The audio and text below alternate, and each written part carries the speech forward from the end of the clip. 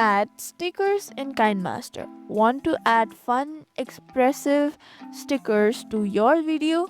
Stickers are a great way to spice up your edits. In your KineMaster project, tap Layers, then choose Stickers. You'll see a variety of built-in stickers, emojis, arrows, speech, bubble, and many more. Tap on one to add it to your timeline. Once it's in, you can resize, rotate, move the stickers wherever, whenever you want.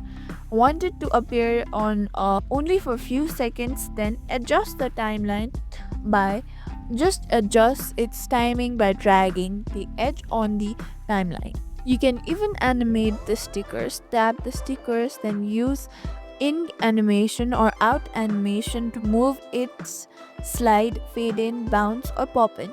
To get your creativity, you can download additional sticker pack from KineMaster Asset Stores, perfect for branding themes, occasional